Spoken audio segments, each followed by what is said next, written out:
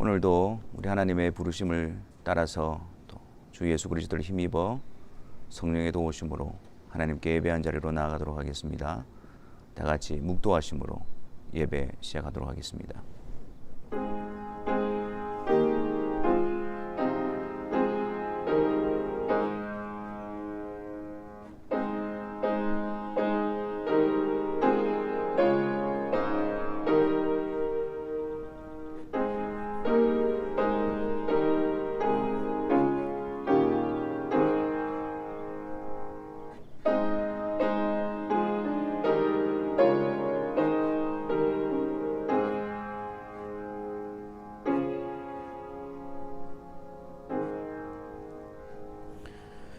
예수께서 세례를 받으시고 곧 물에서 올라오실새 하늘이 열리고 하나님의 성령이 비둘기같이 내려 자기 위에 임하심을 보시더니 하늘로부터 소리가 있어 말씀하시되 이는 내 사랑하는 아들이요 내 기뻐하는 자라 하시니라.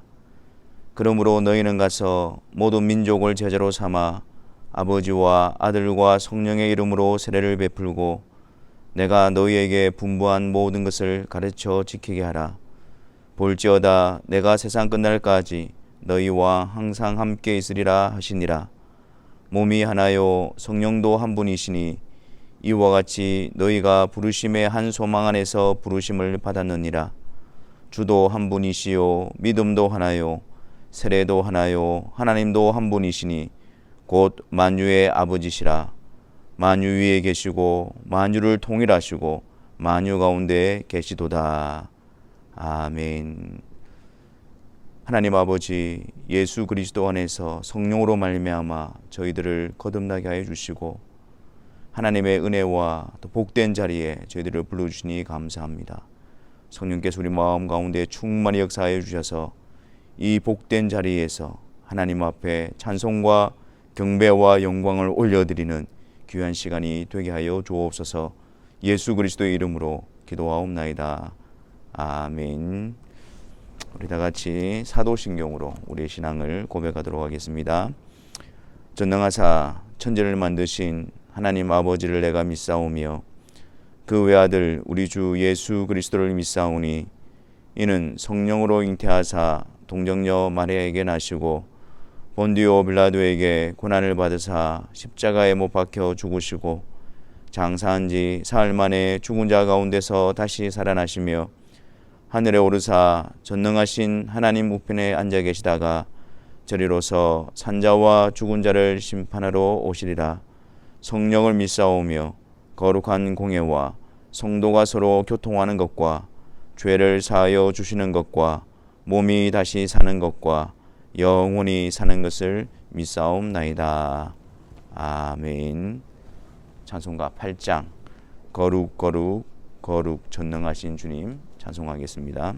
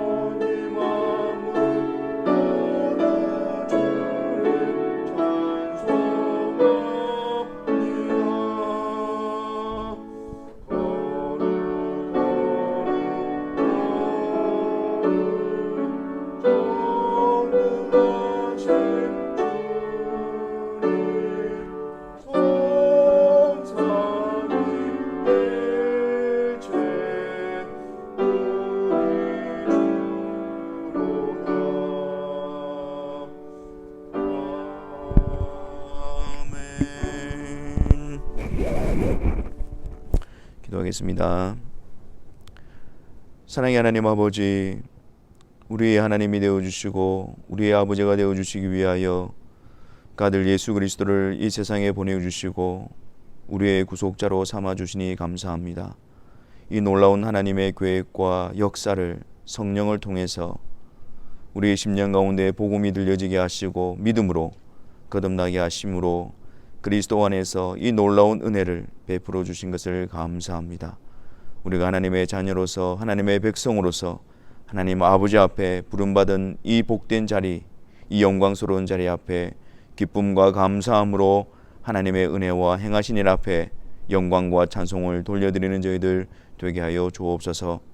걸어가신 하나님 앞에 걸어가신 하나님의 자녀로 부름을 받고 있습니다. 그 하나님 앞에 합당한 자녀로서 세워지게 하여 주옵소서. 아버지 하나님, 우리 가운데 있는 죄악된 모습에서 돌아서게 하여 주옵시고 성령의 인도하심을 따라 주의 말씀 앞에 교훈받게 하시며 주의 말씀을 통하여 하나님의 거룩하심을 닮아가는 성도들의 발걸음이 되게 하여 주옵소서. 여러 가지 어렵고 힘든 상황 가운데 있지만 이 상황 가운데서도 여전히 하나님은 하나님의 백성들을 지키시고 이끌어가고 계심을 믿음으로 바라보게 하여 주시며 또 하나님의 자녀들을 향한 하나님의 뜻이 이루어지기를 간구하며 그 뜻을 쫓아 달려가는 성도들의 발걸음이 되게 하여 주옵소서. 아버지 하나님, 우리에게 돌아가신 자녀들을 위해 함께 하여 주시고 함께 예배를 통해서 주님을 알아가는 복을 누리게 하여 주시며 말씀 안에서 믿음의 대장부로 아름답게 세워져 가게 하여 주옵소서. 그들의 앞길을 주님께서 주장하여 주시고 이 죄악된 세상 가운데 거룩히 구별되어진 하나님의 자녀로서 또 믿음의 가정들로서 아름답게 세워지게 하여 주옵소서. 아버지 하나님, 주님의 몸된 교회를 지켜주시고 보존하여 주시기를 기도합니다. 주님의 복음의 말씀이 온전히 선포되게 하여 주옵시고 이 힘든 상황 가운데서라도 하나님의 전능하신 은혜의 손길로 말미암아 주님의 뜻이 이루어지는 귀한 교회로 자리 잡게 하여 주옵소서. 이 시간 주님의 말씀 앞으로 나아가기를 원합니다. 성령 하나님, 우리의 마음을 조명하여 주셔서 그리스도 안에서 하나님의 뜻이 우리 가운데 풍성하게 드러나게 하여 주심으로 하나님의 말씀으로 양육되어지고 소성케 되어지는 이 복된 시간 되게 하여 주옵소서. 예수 그리스도의 이름으로 기도하옵나이다. 아멘.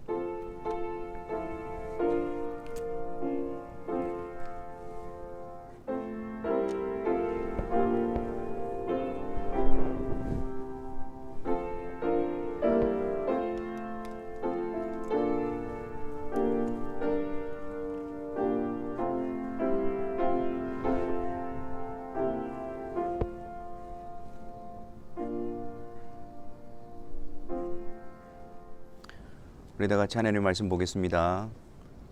고린도후서 1장 1절부터 4절에 있는 말씀입니다. 고린도후서 1장 1절부터 4절. 우리 다 같이 함께 하나님의 말씀을 읽도록 하겠습니다. 하나님의 뜻으로 말미암아 그리스도 예수의 사도된 바울과 형제 디모데는 고린도에 있는 하나님의 교회와 또 온 아가야에 있는 모든 성도에게 하나님 우리 아버지와 주 예수 그리스도로부터 은혜와 평강이 있기를 원하노라.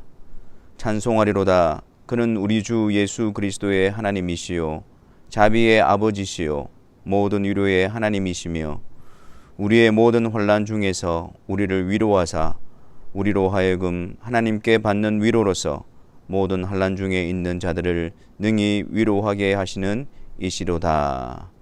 아멘. 오늘부터 고린도전서를 마무리하고 고린도후서를 살펴보도록 하겠습니다. 이 고린도후서를 기록한 이유와 목적은 무엇일까요? 이 누가에 따르면 바울이 제2차 전도 여행 때에 고린도 교회를 세웁니다. 그리고 그곳에서 한 1년 6개월 정도 체류하면서 교회를 세워가다가 다시 이제 안디옥으로 돌아가서 제2차 전도 여행을 마치게 되어집니다. 그리고 이어서 이제 안디옥을 떠나서 제3차 전도 여행을 시작하는데 그때는 이제 에베소 서쪽 지역을 중심으로 해서 전도 여행을 시작합니다. 총 한 5년 기간 동안에 한 3년 정도를 에베소 교회에 머물면서 또 그곳에서 목회를 감당하기도 했습니다. 이때 그곳에 있으면서 이 고린도 성도들과 또 서신과 또 방문을 통해서 서로 왕래가 있어졌습니다.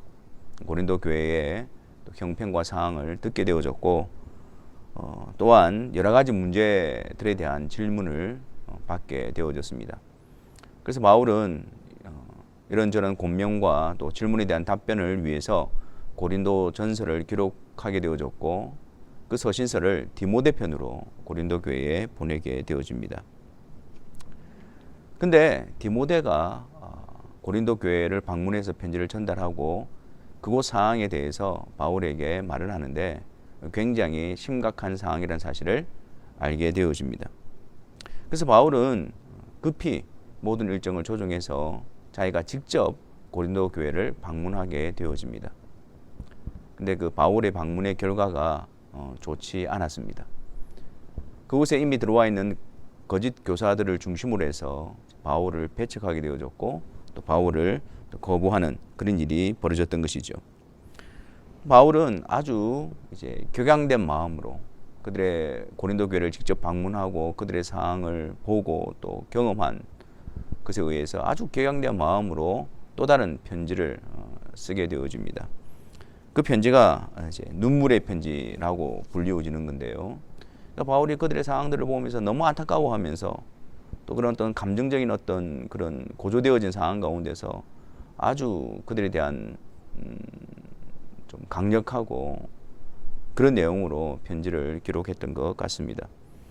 그래서 고린도 전서와 고린도 후서 사이에 또 하나의 편지가 이제 이 편지가 존재하는데 고린도 후서 7장 8절에 보면 바울이 편지를 보내놓고도 굉장히 또 후회하게 되어졌고 또 고린도 교인들도 이 편지를 통해서 깊은 근심에 빠지는 일이 벌어지게 되어집니다.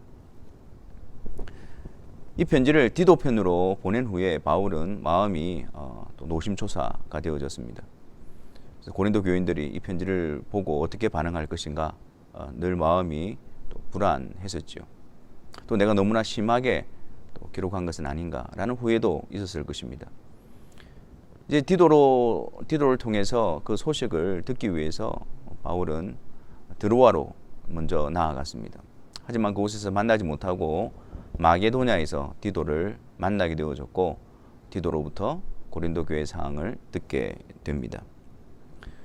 디도로부터 들려온 고린도 교회 상황은 감사하게도 그 바울의 편지를 보고 고린도 교인들이 자신들의 죄를 회개하고 또 돌이키는 그런 역사가 있었음을 듣게 되어졌습니다. 물론 그 고린도 지역에 아직까지 거주하면서 계속해서 바울의 사도권을 의심하고 또 바울에 대해서 대적하는 무리들이 남아 있었지만 그러나 대부분 성도들은 자신들의 잘못을 인정하고 그리고 또한 죄에 대해서 돌이키는 그런 회개의 역사가 나타나게 되었다는 사실을 듣게 되어지죠. 그래서 바울은 이러한 기쁜 소식을 듣고 또 참 마음에 드는 안도감과 또 하나님께 대한 감사와 여러 가지 이런 기쁨을 가지고 다시 그들에게 편지를 쓰게 되어지는데 그 편지가 바로 고린도 후서입니다. 지금까지 고린도 교인들과 여러 가지 문제로 말미암아 바울이 겪었던 그런 갈등과 또 고민들과 그런 골들이 해소가 되어지고 또 주님 안에서 또 새롭게 회복되어지는 그런 어떤 모습들과 아울러서 바울이 자신의 어떤 사도직에 대해서 더 분명하게 나타냄으로 말미암아 바울이 그들에게 전한 복음이 예수님으로부터 온 그 계시, 예수님으로부터 온 참된 복음임을 강조하여서 그들이 흔들리지 않고 복음 위에 든든히 세워지게 하였던 것입니다. 아울러서 그들이 예루살렘 교회를 위해서 헌금하려고 했던, 연보하려고 했던 그 계획을 실행할 것을 또 격려하고 있습니다. 주님 안에서 그런 문제들이 해결되어지고 계속해서 같이 또 복음의 동력자로서 하나님의 교회로서 세워질 것을 또 격려하고 또 참여를 또 요구했던 내용으로 고린도후서가 기록이 되어져 있습니다. 무엇보다도 이 고린도후서를 기록하는 바울의 마음은 너무나도 또 기쁨과 또 감사가 넘쳤을 것이고 또 주님 안에서 다시 또 새롭게 또 든든히 또 세워져가는 그런 교회에 대한 기대와 마음들을 가지고 있었을 것입니다. 오늘은 그 첫 번째 시간으로서 바울이 편지를 시작하면서 고린도 교인들을 향한 인사와 또 그들에 대한 어떤 문안을 전하고 있는데요. 이 내용 안에서 그들이 가지고 있는 신앙 고백, 참된 복음 앞에서의 가지고 있는 신앙 고백의 내용을 우리는 또 보게 되어집니다. 그리고 초대교회 당시에 복음 앞에서 성도들이 가지고 있었던 신앙 고백을 살펴보고 또 예배 가운데서 하나님에 대한 신앙 고백을 아울러서 또 살펴보고자 합니다. 복음이 전해지면 또 복음을 믿음으로 받아들이게 될 때 우리는 하나님에 대한 바른 신앙 고백을 가지게 되어집니다. 먼저 1장 2절 말씀해 보면 바울이 하나님 우리 아버지와 주 예수 그리스도로부터 은혜와 평강이 있기를 원하노라 그렇게 인사를 하고 있습니다. 이것은 그냥 보편적인 그 당시에 편지를 썼던 형식 가운데 하나입니다. 처음에 먼저 안부를 전하고 또 서로 인사를 나누는 그런 부분인데, 하지만 이것은 그냥 형식적인 내용이 아니었습니다. 여기에는 그들이 믿는 믿음의 고백이 담겨져 있었던 것이죠. 하나님 우리 아버지와 주 예수 그리스도로부터. 우리는 보통 하나님이라고만 고백을 합니다. 근데 초대교회 때 성도들은 하나님 아버지와 우리 주 예수 그리스도가 함께 고백이 되어지고 예배와 찬송과 기도 가운데에 함께 경배되어지는 것을 보게 되어집니다. 이 서신서를 쭉 살펴보면 그냥 하나님 한 분만 언급이 되어지는 것이 아니고 하나님과 우리 주 예수 그리스도 항상 함께 고백이 되어지고 있는 것을 보게 되어집니다. 성령의 인도하심을 따라서 사도들이 전한 복음과 가르침을 통해서 하나님께서 또 성부 하나님과 또 성자 하나님과 성령 하나님, 삼위 하나님에 대한 고백으로 나아가게 되어지고 성부, 성자, 성령 하나님을 경배하고 예배하는 그런 모습이 되어졌던 것이죠. 여기서 하나님 우리 아버지와 주 예수 그리스도로부터 이렇게 서로 인사를 나누면서 그들은 거기에 담겨져 있는 놀라운 복음의 그 역사를 그들은 마음으로 확신하고 또 서로 같이 또 확인하는 시간이었을 것입니다. 하나님 아버지와 우리 주 예수 그리스도. 우리가 하나님을 아버지라 부를 수 있었던 유일한 근거가 무엇입니까? 우리 주 예수 그리스도이십니다. 우리 주 예수 그리스도로 말미암지 않고는 그 누구도 하나님을 아버지라 부를 수가 없습니다. 우리가 하나님을 아버지라 부를 수 있게 되어진 것은 오직 주 예수 그리스도의 역사하심 때문이다 라는 것을 고백하고 있는 것이죠. 그리고 여기서 주 예수 그리스도라고 고백할 때, 예수라고 할 때는 성자 하나님께서 인간의 몸을 입고 성육신하신, 이 세상에 오신, 인성을 입으신 그 성자 하나님에 대한 고백인 것입니다. 보라, 처녀가 잉태하여 아들을 낳을 것인데 그 이름을 예수라 하라. 이는 자기 백성을 저희 죄에서 구원할 자이심이니라. 이 땅에 오신, 인성을 입고 오신 성자 하나님, 그분을 고백할 때 예수라는 고백을 하는 것입니다. 그래서 그 인성을 입고 오셔서 또 그리스도, 이 그리스도라는 말은 구약의 메시아라는 말이죠. 하나님께서 특별한 목적을 위해서 기름 부어 세운 자, 그 직분, 그것이 바로 메시아였습니다. 그 구약에 약속되어진 메시아로 오신 분이 바로 예수님이시고, 그 예수님이 그리스도로서 그 사역을 완성시키심으로 말미암아 우리가 하나님을 아버지라 부를 수 있게 되어졌다라는 의미인 것입니다. 구약에 보면 기름을 부어 세운 직분이 세 가지 직분이 나옵니다. 선지자, 제사장, 왕입니다. 예수님께서 인간의 몸을 입고 오셔서 참 선지자로서 하나님께로 가는 길을 보여주시고, 또 참 제사장으로서 하나님 앞으로 우리를 대신해서 하나님 앞으로 나아가게 하여 주시고, 또 참된 왕으로서 하나님의 백성들을 이끄시고 보호하시는 그런 사역을 이루어 주신 것이죠. 십자가와 부활을 통해서 예수 그리스도로서의 사역을 이루심으로 하나님을 아버지라 부를 수 있는 은혜가 베풀어지게 된 것입니다. 또한 여기서 주 예수 그리스도라고 고백하잖아요. 예수 그리스도가 주님이십니다 라는 고백인데요. 여기서 말하는 주라는 것은 구약에 하나님을 지칭하는 단어입니다.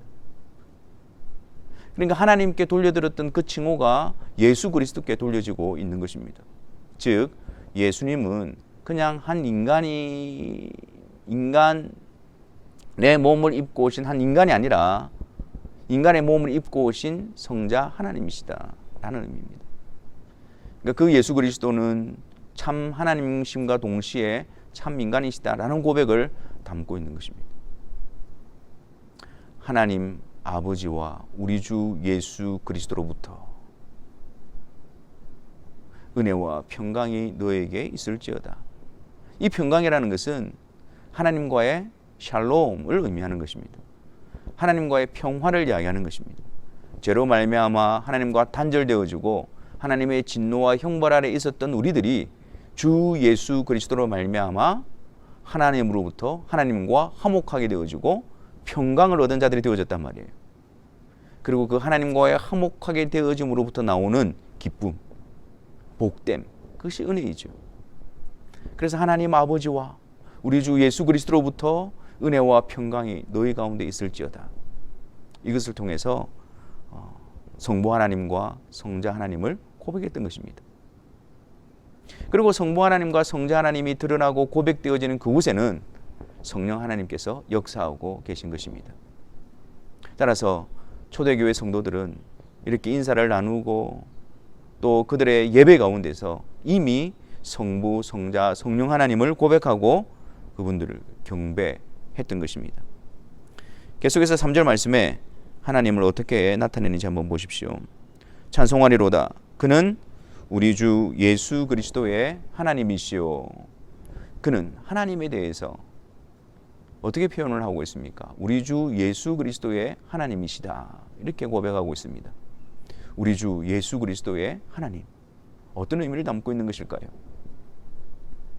구약에 보면 아브라함의 하나님, 이삭의 하나님, 야곱의 하나님이라고 그렇게 나타나고 있지 않습니까? 이것은 하나님께서 아브라함과 맺으신 언약을 하나님께서 이루어 가신다라는 말이죠. 이삭의 하나님, 야곱의 하나님도 마찬가지입니다. 근데 예수 그리스도의 하나님이시다. 이렇게 고백하고 있습니다. 이 말의 의미는 그 아브라함과 이삭과 야곱에게 언약을 주시고 그 언약을 이루신 하나님께서 예수 그리스도를 통해서 그 언약을 성취하신다라는 의미입니다.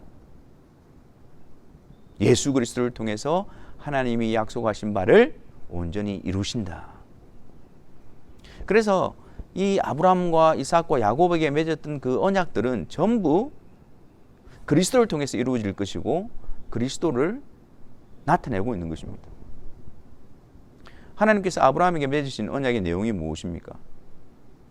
자손과 땅입니다.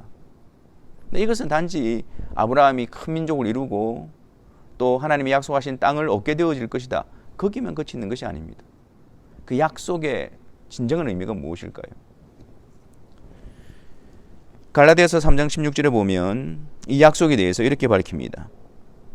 이 약속들은 아브라함과 그 자손에게 말씀하신 것인데 여럿을 가리켜 그 자손들이라 하지 아니하시고 오직 한 사람을 가리켜 내 자손이라 하셨으니 곧 그리스도라. 그러니까 하나님께서 약속하신 아브라함의 씨, 자손, 그것은 장차 오실 예수 그리스도를 말하는 것이었고 예수 그리스도, 그 땅은 예수 그리스도가 오실 땅으로 약속되어져 있고 구별되어졌던 땅입니다. 아브라함의 언약은 그리스도를 통해서 이루어 주실 약속이었던 것이죠. 이삭과 맺은 언약도 마찬가지입니다. 하나님께서 이삭을 아브라함에게 명령해서 내가 지시한 산 모리아산으로 가서 번제로 바치라 그러죠. 근데 이 모리아산은 장차 솔로몬의 성전이 세워지게 되어집니다.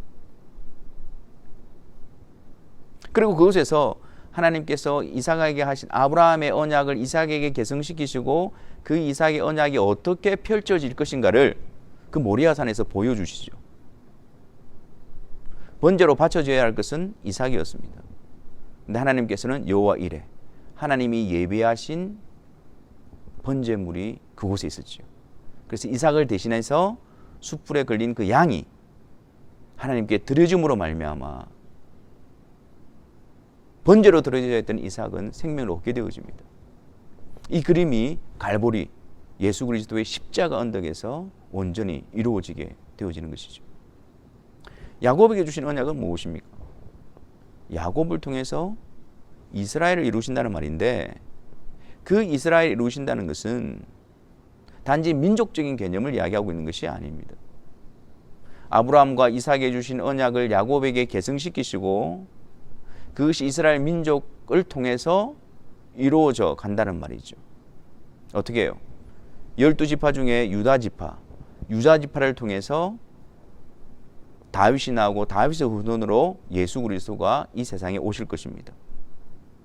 그리고 하나님께서는 이 이스라엘 백성들이 가나안 땅에 들어가서 그 땅을 정복하고 그 땅을 분배받을 때에 예수 그리스도께서 오실 지파, 즉 유다 지파로 하여금 헤브론 땅, 예수 그리스도가 오셔서 탄생하시고 구약에 예언되어진 대로 그곳에서 사역을 이루실 그 지역을 유다 지파가 분배받게 하십니다.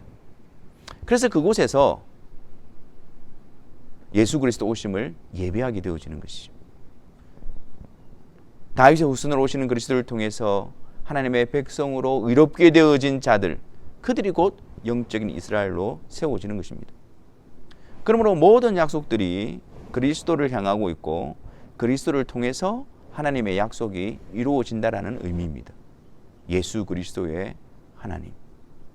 그래서 예수님께서 우리의 새 언약의 중보자가 되시지 않습니까? 예수님을 통해서 하나님의 약속하신 바를 우리들에게 베풀어 주시는 것입니다.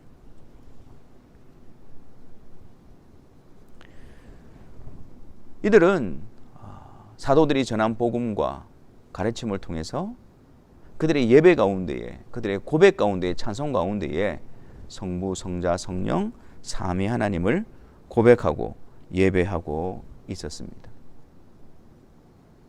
삼위 하나님에 대한 어떤 지식적인 어떤 교리적인 접근이 아니라 그들은 예배를 통해서 그 하나님을 먼저 배웠고 있었던 것입니다. 성경에서 계시한 대로 사도들이 전한 복음을 통해서 그리고 성령의 인도하심을 통해서 성부, 성자, 성령 하나님을 경배하고 있었던 것입니다. 그러므로 우리는 우리 예배 가운데서도 항상 삼위 하나님이 온전히 드러나야 합니다. 우리가 기도할 때도, 우리가 찬송할 때도, 우리가 모든 예배의 형식을 통해서 삼위 하나님을 드러내는 일에 우리는 힘을 쏟아야 하고, 또한 우리 예배 안에 성부, 성자, 성령 하나님이 어떤 분이시고 그분이 행하신 일을 통해서 그분의 영광과 그분의 나타나심이 충만케 되어져야 합니다. 그들에게 있어서 삼위 하나님은 어렵거나 어떤 논쟁의 어떤 자리에 있었던 것이 아니었습니다. 예배와 경배의 대상으로서 그곳에 계셨던 것입니다. 예배를 시작할 때 삼위일체 하나님의 이름으로 부름을 받고 삼위일체 하나님 앞에서 자기의 죄를 고백하고 삼위 하나님을 찬송하고 영광을 돌려드리며 삼위 하나님의 이름으로 말씀이 선포되어지고 삼위 하나님의 이름으로 성만찬을 가지며 삼위 하나님의 이름으로 서로 인사를 나누고 삼위 하나님의 이름으로 다시 파송되어지는 것, 그것이 예배였습니다. 우리의 중심에 또 우리 안에 충만히 드러나야 할 분은 성부, 성자, 성령 삼위일체 되신 하나님이십니다. 또한 계속해서 하나님은 어떻게 나타나고 계십니까? 하나님은 3절 말씀에 자비의 아버지시요 모든 위로의 하나님이시며, 자비의 아버지, 모든 위로의 하나님. 여기서 이 자비라는 말은 자비의 아버지라고 하잖아요. 그러니까 그리스도를 통해서 우리를 자녀 삼아 주시고 자녀된 우리들에서 가지시는 긍휼히 여기시는 하나님의 마음이 바로 자비인 것입니다. 그 하나님께서 우리를 바라보시면서 가지시는 그 긍휼하심, 그 마음이 외부적으로 표현되어지는 것이 바로 위로입니다. 자비의 아버지께서 위로의 하나님이 되어 주시는 것입니다. 근데 이 위로는 그냥 우리가 생각하고 있는 그런 보편적인 의미로서의 위로의 의미가 아닙니다. 바울은 여기서 위로라는 단어를 특별하게 사용함으로써 철저하게 이 하나님이 자비의 아버지이신 하나님께서 우리를 위로하시는 이 위로는 그리스도 안에서 성령의 역사로 이루어지는 위로다라는 것을 나타내고 있는 것입니다. 이 위로라는 것이 그리스도와 성령 하나님과 결부가 되어져 있습니다. 요한복음 14장 16절 말씀에 보면 예수님께서 제자들에게 내가 아버지께 구하겠으니 그가 또 다른 보혜사를 너희에게 주사 영원토록 너희와 함께 있게 하리니. 성령 하나님을 보내어 주신다는 말씀인데 그 성령 하나님을 또 다른 보혜사로 표현을 하고 있습니다. 여기서 다른이라는 말은 성질이 완전히 다른 것을 말하는 것이 아니고 같은 것 중에 다른 것을 표현할 때 쓰는 단어입니다. 다시 말씀드려서 또 다른 보혜사가 성령 하나님이시라면 그 앞서 온 보혜사가 계시지요. 그 보혜사가 누구이십니까? 예수 그리스도이십니다. 예수 그리스도께서 보혜사로 오셨고 이제 그 예수 그리스도께서 사역을 다 이루시고 하늘로 가시는데 또 다른 보혜사, 예수님과 동일하시고 동등하신 성령 하나님을 또 다른 보혜사로 너희 가운데 보내주셔서 내가 너희와 함께 했던 것처럼 성령을 통해서 항상 너희와 함께 있을 것이다. 그렇게 말씀하고 있는 것입니다. 보혜사가 무엇입니까? 보혜사. 항상 곁에서 위로하고 항상 곁에서 가르치고 항상 곁에서 힘을 주고 격려하고 이끌어가고 세워가는 자를 의미하는 것입니다. 이 보혜사라는 단어가 오늘 본문에 나오는 위로라는 단어와 일치되고 있는 것입니다. 이 바울은 그것을 일치시킴으로써 자비의 아버지께서 우리에게 위로를 베푸시는 것은 그리스도로 말미암아 성령을 통해서 우리를 위로하시는 것인데 그리스도 안에서 우리를 담대하게 하시고 모든 환난 가운데서 모든 힘든 가운데서 그리스도 안에서 하나님의 약속으로 말미암아 우리를 힘있게 하시고 우리를 능력 있게 하시고 우리를 강하게 하신다는 말입니다. 또한 우리가 당하는 여러 가지 대적과 어려움과 위협 가운데서 우리를 건져내시고 보호해 가신다는 말씀입니다. 철저하게 여기서 위로라는 것은 하나님께서 자비의 아버지께서 그 자녀된 자들에게 위로하신다는 그 위로는 그 모든 환난 가운데서 주시는 그 위로는 그리스도로 말미암아 성령께서 우리에게 주시는 위로다라는 사실을 말하고 있는 것입니다. 모든 환난 속에서의 위로, 그리스도 안에 약속되어진 것을 소망하게 하고 또 그리스도 안에서 우리를 담대하게 하고 그리스도 안에서 우리를 새롭게 하여 주심으로 말미암아 우리가 하나님의 뜻 앞에 순종하며 믿음의 걸음을 걸어갈 수 있는 그 역사, 우리를 일으키시는 역사, 우리를 힘있게 하는 역사, 우리를 담대하게 하는 역사, 그것이 바로 자비의 아버지께서 그리스도 안에서 성령으로 말미암아 우리에게 베푸시는 위로의 손길인 것입니다. 이렇게 우리는 환난 가운데서 어려움 가운데서 자비의 하나님으로부터 그리스도로 말미암아 성령의 역사로 위로를 얻고 담대함과 힘을 얻는 자들입니다. 그래서 우리 스스로는 감당할 수 없는 그 길을 기쁨과 감사함으로 주님을 의지함으로 주님을 따라 한 걸음씩 나아가게 되어지는 것이죠. 그런데 하나님께서는 4절 말씀에 우리의 모든 환난 중에서 우리를 위로하사 우리로 하여금 하나님께 받는 위로로서 모든 환난 중에 있는 자들을 능히 위로하게 하시는 분이시다, 그렇게 말씀합니다. 나만 위로받는 데서 그치는 것이 아닙니다. 나만 담대해지는 데서 그치는 것이 아닙니다. 나만 힘을 얻는 데서 그치는 것이 아닙니다. 하나님으로부터 받는 위로로서 우리는 다시 환난 가운데 있는 자들을 위로하는 자로 우리는 부름을 받고 있는 것입니다. 하나님의 위로로 우리가 담대해졌습니까? 하나님의 위로로 우리가 힘을 얻었습니까? 하나님의 위로로 우리가 기쁨을 얻었습니까? 확신을 얻었습니까? 소망 가운데 인내할 수 있게 되어졌습니까? 시험을 감당하고 있습니까? 거기에 멈추는 것이 아니라 그 받는 위로로서 힘을 얻었다면 그 힘으로 우리는 또 환난 가운데 있는 자들을 위로하는 자들이 되어져야 됩니다. 그래서 하나님의 위로가 나에게만 머물러 있는 것이 아니라 우리를 통해서 우리 안에 하나님의 위로가 나타나도록 해야 하는 것입니다.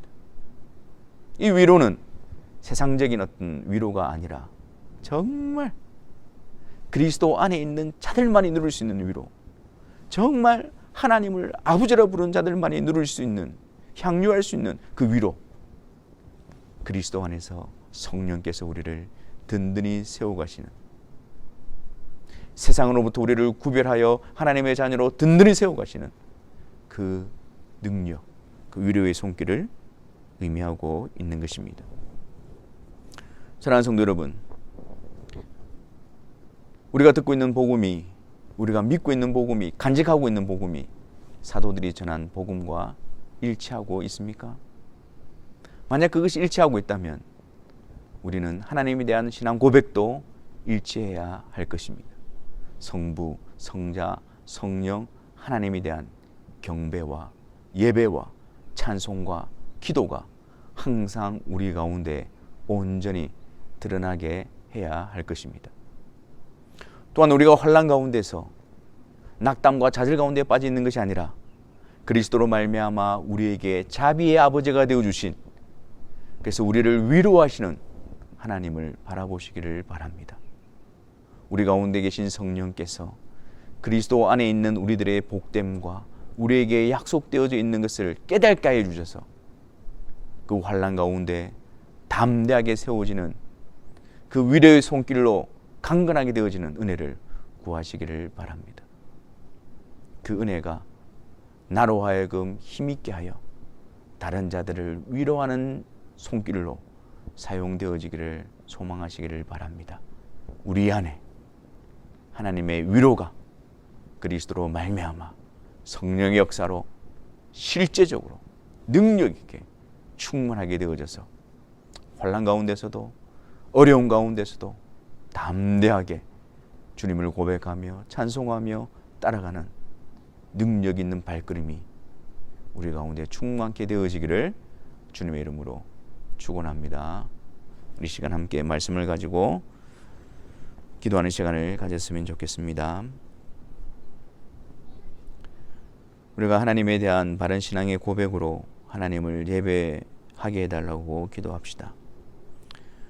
우리에게 어렵고 힘든 부분들이지만 성경을 통해서 나타내 보여주신 그 모습을 따라서 그분을 경배하며 예배하는 자가 되게 해달라고 기도합시다.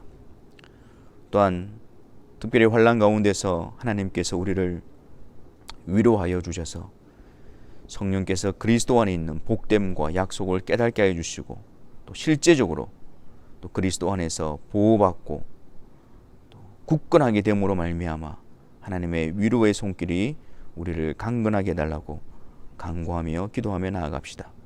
또한 우리가 그 하나님의 위로의 손길이 되어져서 복음 안에서 많은 지체들에게 또 주님의 위로, 주님께서 위로하시는 능력을 나타내는 그 일에 사용되어지는 도구가 되게 해달라고 우리가 이 세 가지 기도 제목을 가지고 함께 하나님 앞에 기도하며 나아가도록 하겠습니다.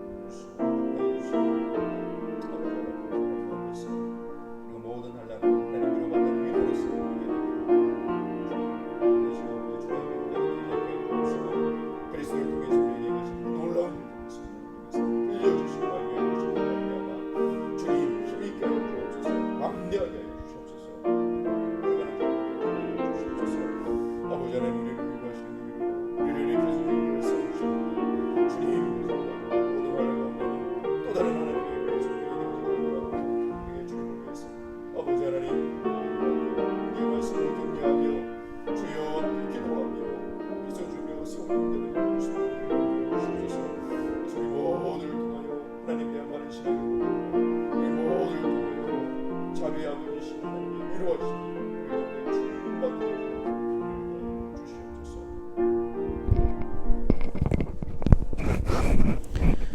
사랑의 하나님 아버지, 우리 안에 성부, 성자, 성령 하나님에 대한 경배와 예배와 찬송과 기도가 충만케 되어지게 하여 주옵소서. 자비의 아버지이신 하나님의 모든 위로가 그리스도 안에서 성령의 역사로 말미암아 우리 가운데 담대함으로 새롭게 됨으로 이루어져서 이 힘든 세상 가운데서 주님 오실 날을 소망하며 믿음의 용주를 감당할 수 있는 모든 지체들이 되어질 수 있도록 은혜 다하여 주옵소서. 예수 그리스도의 이름으로 기도하옵나이다. 아멘. 우리 간구 말씀드리겠습니다. 계속해서 확진자가 또 증가하는 추세 가운데 있습니다. 여러분 특별히 또 더 주의해 주시고 또 이런 상황 가운데서 우리가 함께 모여 또 다 같이 예배를 드리지 못하고 있지만 그러나 각자 처한 상황 속에서 우리의 마음이 느슨해지지 않도록 흐트러지지 않도록 더욱더 주님 앞으로 가까이 나아가는 그런 기회가 되어지기를 바랍니다. 또 주님의 또 주님 안에서의 위로가 우리를 이 시기 가운데서도 든든히 세워져 가게 되기를 바랍니다. 우리 이 시간 다 같이 찬송하시면서 봉헌하는 시간 가지도록 하겠습니다. 585장입니다. 이전 찬송가 384장 같이 찬송하시면서 봉헌하도록 하겠습니다.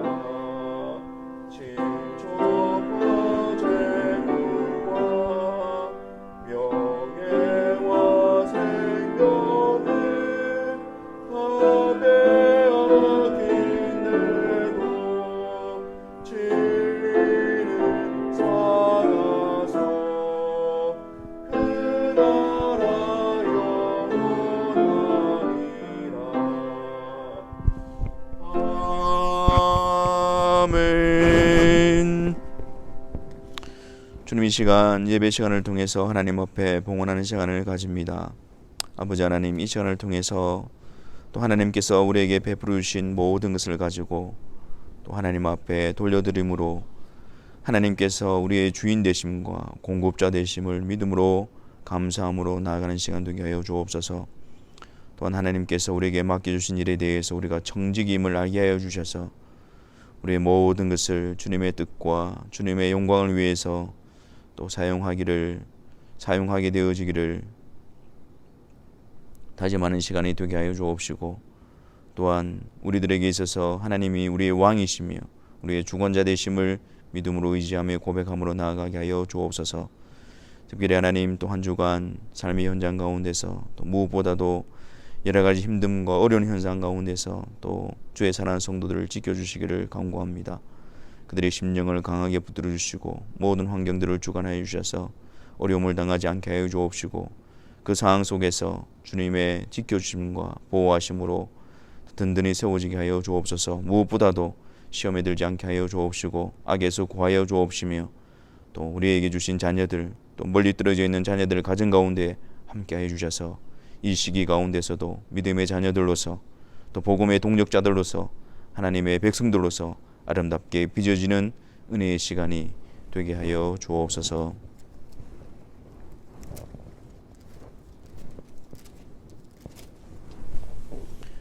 주 예수 그리스도의 은혜와 하나님의 사랑과 성령의 교통하심이 너희 무리와 함께 있을지어다. 아멘.